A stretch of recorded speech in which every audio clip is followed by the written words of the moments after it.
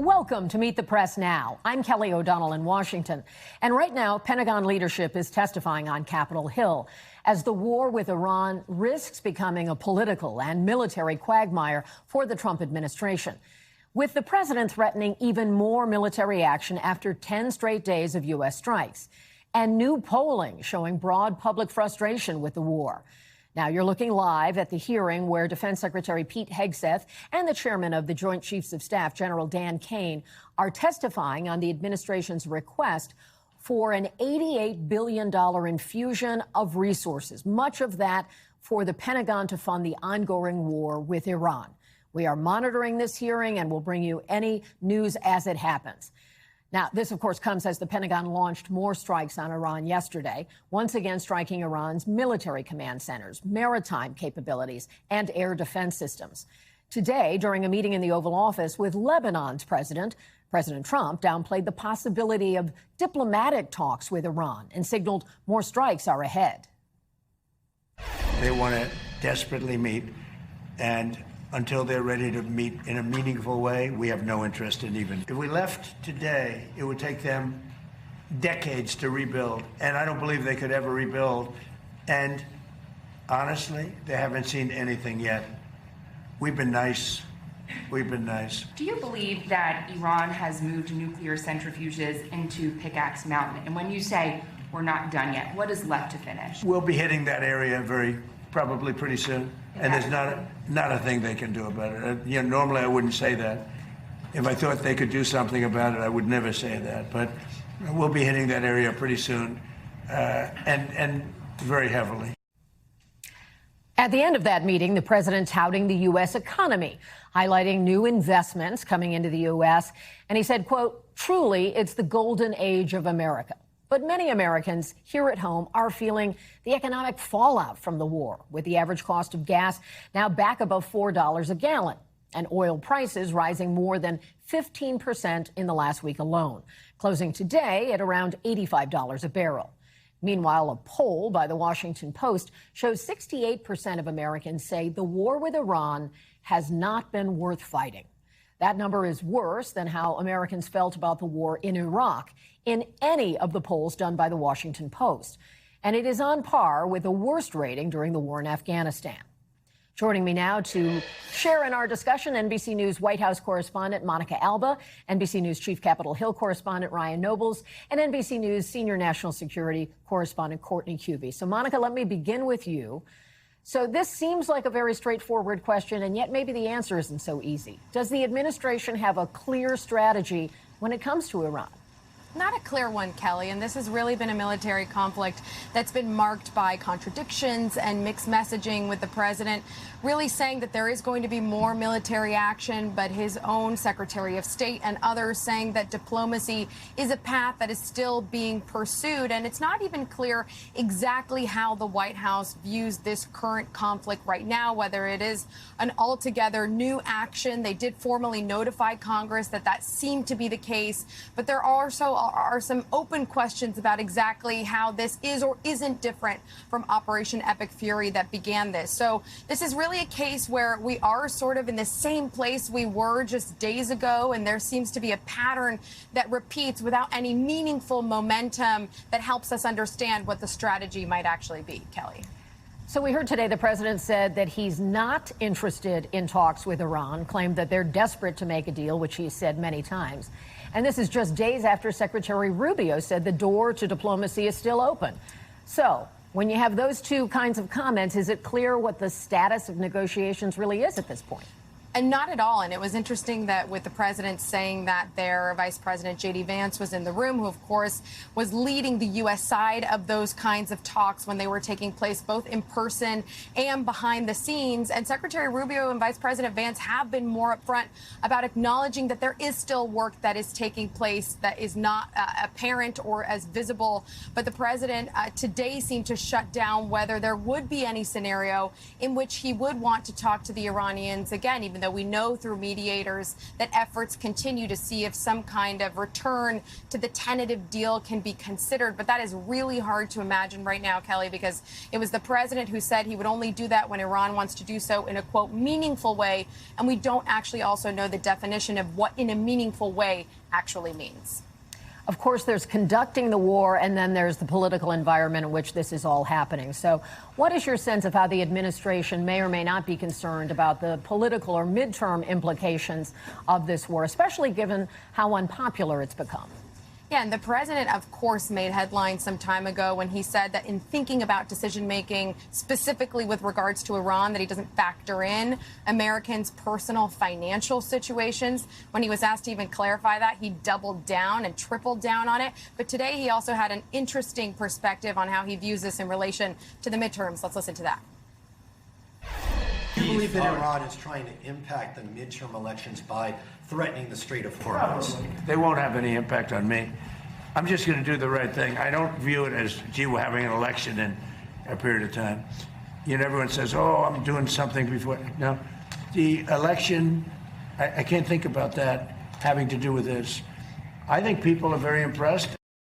So it's interesting, of course, Kelly, because at a certain point, the White House sort of view on this was that the president would be a key person out on the road ahead of the midterms, and that even if his name wasn't physically on the ballot, that his sort of brand of politics and everything associated with him would be. And now the president there sort of seeming to put a little bit of distance between that, saying that it's not going to factor in to his political decision making here, even though many Republicans and some GOP allies probably are hoping that it does, because it could be a huge problem potentially for Republicans if the issue of affordability, voters feel, is not dealt with or addressed in the way that they would like it to be ahead of the midterms. Kelly. Appreciate that, Monica. We're both old enough to remember when he was going to be involved in the midterms all the time, but perhaps things do change around that White House. Ryan, let me turn to you. We are also watching, of course, the ongoing testimony with Secretary Hegseth and General Caine on Capitol Hill. Is there an appetite that you're able to detect among lawmakers about appropriating more money for this war at a time when, based on the polling, based on what they're hearing, there's a real sense among many Americans that it may not be worth the cost? Well, I think it's going to be a difficult ask for the White House, Kelly, for a number of reasons. First off, that any sort of supplemental in the fashion that the appropriators are looking for would require 60 votes in the Senate. This is not something you can do through a reconciliation process. The amount of money that they're talking about, the way that money would be spent, would require 60 votes. And right now, Democrats in particular are extremely upset with the lack of transparency that they're seeing from the Pentagon as it relates to the prosecution of this war. But it's not just Democrats. There are a fair number of Republicans that are asking those same questions and want to be supportive of the administration, believe that this war was appropriate and responsible, but need the administration to help them sell this message not only to their constituents, but to Democrats as well. I did ask the Senate Majority Leader John Thune about this very specifically, and while there are some skeptics within the Republican Party, he's not among them. He seems very convinced that the White House is handling this war in an appropriate way and believes that they should get the funding that they're asking for, not just because of what they hope to do in the future, but to backfill all the munitions and different military resources that have been expended as a result of this war. He's hoping that Democrats will come on board. But this will not be an easy process because, as Senator Tim Kaine pointed out today, the only lever that Congress has right now to have any sort of impact on the direction of this war is through the appropriations process, because the administration has effectively ignored a War Powers Act that was passed by both the House and Senate, despite the Republican majorities, Kelly. And the funding is one issue, but do you also detect any weariness among Republicans about defending the war more broadly when you consider so many of them are facing re-election in just a matter of months? Yeah, it really depends on who you're talking to, right, Kelly? I mean, I think for those senators that are safely entrenched in their seats, don't have a re-election bid for until the next cycle or maybe the cycle after that, they remain committed to the administration's talking points and defending them. But I think the ones that you're finding some skepticism among are those that are leaving, folks like Tom Tillis of North Carolina, folks who have traditionally not been afraid to stand up to the administration, like Lisa Murkowski of Alaska. and those who have a kind of rich understanding of how these war efforts normally go. And that makes me think of Roger Wicker, who's the chair of the Armed Services Committee. These folks are asking very serious, directed and pointed questions to the administration about where this goes from here. And there is some unease that the administration is not being completely forthcoming about the plan forward. And that's just going to make getting through that supplemental that much more difficult as this process moves forward. And Ryan, we know you will keep us up to date on the pulse of what you're hearing there, and we're continuing to check this hearing as it plays out in real time. So let me turn now to Courtney. We just got a new estimate on the cost of the war from this testimony. And what can you tell us about that, and what are the implications, as you've been reporting, if this doesn't pass, if the supplemental doesn't go through? What is the real impact on the ability of the Department of Defense to carry out this war?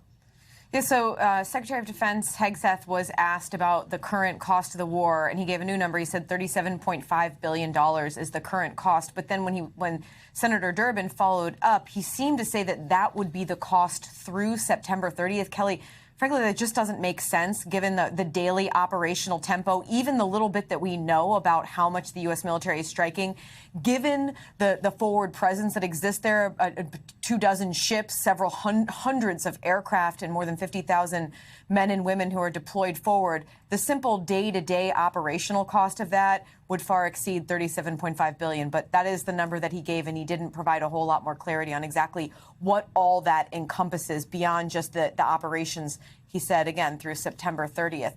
One thing that the Secretary did acknowledge today under questioning was that if, in fact, the funding doesn't come through, one thing that would be impacted potentially soon and then over time would be training. But he didn't talk about any specifics about how that would impact the operations against Iran. Instead, all we have heard out of Secretary Hegseth now for months is that, yes, the U.S. needs these billions of dollars, $67 billion, we believe that is for resupplying the munitions and rebuilding some of the aircraft and systems that may have been destroyed or broken during the course of the war. But it's still not 100% clear exactly how much it would cost just to simply replace those sorts of systems, and specifically the munitions. We have that $67 billion marker that came out through the supplemental. But, I mean, Kelly, it's just really not clear exactly what this would cost and how quickly it could have an impact, an operational impact on people who are forward, who are still carrying out strikes against Iran every single day. The Pentagon can move some money around to keep covering those costs, but we don't have an answer about sort of a drop-dead day. And the risk you're talking about leads me to my next question, which is we heard the president acknowledge today that one of Iran's attacks, quote, slipped through, in his words, the U.S. defenses in Jordan. And can you tell us about how you think the military is able to defend against Iran's retaliatory strikes, given everything we've been talking about with what's happening in the region and some of these economic pressures? Yeah, so the munition shortfalls that we've been talking about, the biggest concerns are the defensive munitions. So things like interceptor missiles that are used for a THAAD or a Patriot system, those are the most effective and successful way to defend against something like an incoming Iranian ballistic missile. And Kelly, one of the reasons that those interceptors are so short is not just the fact that the U.S. has been defending against Iranian missiles now for several months now, but the U.S. also used a huge supply of those munitions back during the 12-day war last summer, and then defending against the Houthis. So the stockpile has been slowly depleting, and then that really accelerated since the U.S. started this war back in February. But those are the most effective ways to defend against those, but they are not 100%. One of the ways that the U.S. military tends to up their percentages or the chance of being successful in intercepting or stopping a missile from coming through is by firing multiple interceptors at every projectile. So they look at the trajectory as it's coming in. They determine where it could potentially hit. And if it looks like it's going to hit a place where there's a bunch of people or there's critical systems or something important that they want to defend against, that's when they will fire off multiple interceptors. That's one of the reasons that the stockpile has gotten to such a critical state, though. And while I have you here, let me play one clip from the hearing so our viewers can get a sense of what it's been like. This is something that Secretary Hegseth said just a short time ago in questioning. Mr. Secretary, Iran has been firing at U.S. military bases in the region and its ships for the last week. How is it possible, if their capabilities were, quote, functionally destroyed 3 months earlier, as she claimed, for them to be doing this now? Well, Senator, Iran is at the weakest point militarily it has ever been in the past decade. So I acknowledge they still have capabilities, no doubt. But the amount of damage that we've done to them over the course of these series of operations has put them in the worst place they've ever been. So how do you square that? Yeah, Kelly, this is the product of a lack of transparency throughout the course of this war. We don't know exactly what the U.S. has been hitting, exactly how many strikes they have taken. We were getting a sense for a while, but a lot of that, even that minor bit of transparency has gone away. And because of that, we have these statements from the president and from the Secretary of Defense that they've destroyed Iran militarily. And then the next day, Iran is carrying out strikes like this. That's why there is this cognitive dissonance that's not making sense about exactly where Iran's military stands. But the reality is, as hard as we try to get the answers to this, there's just not a lot of transparency surrounding exactly where Iran's military stands right now. They simply do have the capability to continue to threaten the U.S. and allies in the region, though. And if I'm correct, there has not been a press briefing from the Secretary and the Joint Chiefs Chairman since early May. And so today's hearing really is an important part of hearing from them directly. It is. And we've been asking for briefings for months. Please keep doing that. We appreciate it. Thank you so much, Courtney. We thank you for watching. And remember, stay updated on breaking news and top stories on the NBC News app or watch live on our YouTube channel.